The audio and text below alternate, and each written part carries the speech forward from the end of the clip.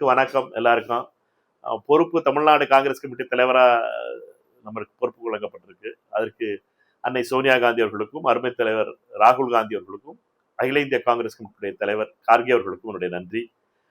இந்த பொறுப்பு என்பது மிகவும் சிரமமான பொறுப்புன்னு எனக்கு தெரியும். ஆனால் வரலாற்று முக்கியத்துவம் வாய்ந்த காலத்தில் இந்த பொறுப்பு வழங்கப்பட்டிருக்கிறது. 59 ஆண்டுகளுக்கு பின்னால நம்ம 2 அமைச்சர்கள் ஆட்சியில் பங்கு பெற்றிருக்கோம். நம்முடைய லட்சியமா ஒன்று இருந்தது ஆட்சியில் பங்குங்கிறது. அதை அடைஞ்சிட்டோம். ஆட்சியில் தாவேகாவுடைய தலைவர் திரு விஜய் அவர்களுடைய அன்போடும் அவருடைய தலைமையில இந்த ஆட்சி நடக்குது. இந்த இப்படி இருக்கிற போது காங்கிரஸ் கட்சியுடைய தலைவராக, தமிழ்நாடு காங்கிரஸ் கட்சியுடைய தலைவராக பொறுப்பேற்பது பெருமை சேர்க்கிறது. அடுத்த நிலைக்கு காங்கிரஸ் கட்சியினுடைய லட்சியமாக இருக்கின்ற, என்னை பொறுத்த மட்டும் அடுத்த லட்சியம் என்பது, முதல்ல எப்படி ஆட்சியில் பங்குன்னு தமிழ்நாட்டில் சொன்னமோ அதே மாதிரி இப்பொழுது அடுத்த லட்சியம் என்பது ராகுல் காந்தி அவர்களை பிரதமராக்கணும். அதற்கு 40 நாடாளுமன்ற உறுப்பினர்கள் தமிழ்நாட்டிலிருந்து வெற்றி பெறணும். அதுதான் நம்மளுடைய லட்சியமா இருக்கணும். அதற்கான ஒரு பலமான கூட்டணி நம்மளுக்கு இருக்கிறது. அந்த கூட்டணியோட மக்களிடம் செல்வதும் மிக மிக அவசியமானது.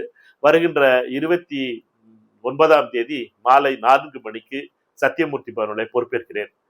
திரு கிரீஷ் சோடங்கர் அவர்கள் தலைமையிலும், அருமை சகோதரர் செல்வப்பிரந்தகர்களுடைய முன்னிலையிலும், மூத்த தலைவர்கள் திருநாவுக்கரசு அண்ணன், அண்ணன் அழகிரி அவர்கள், அண்ணன் KB தங்கபால் அவர்கள் மற்றும் திரு கிருஷ்ணசாமி அவர்கள் தலைமையிலே நடப்போம். மற்றும் நாடாளுமன்ற உறுப்பினர்கள் அனைவரும், சட்டமன்ற உறுப்பினர்கள், மாண்புமிகு அமைச்சர்கள் திரு ராஜேஷ்குமார் அவர்களும் விஸ்வநாதன் அவர்களும் அதில் பங்கு பெறுவார்கள்.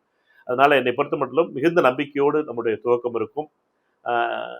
அடிச்சு விளையாடுவோம், நம்பிக்கையோடு இருப்போம். காங்கிரஸ் கட்சியை பலமான இயக்கமாகும். வாங்க எல்லாரும் சேர்ந்து ஒரு பலமான காங்கிரஸ் கட்சியை அமைப்பதற்கு உங்கள் அத்துணை பேருடைய ஆதரவும் தேவை. நன்றி, வணக்கம்.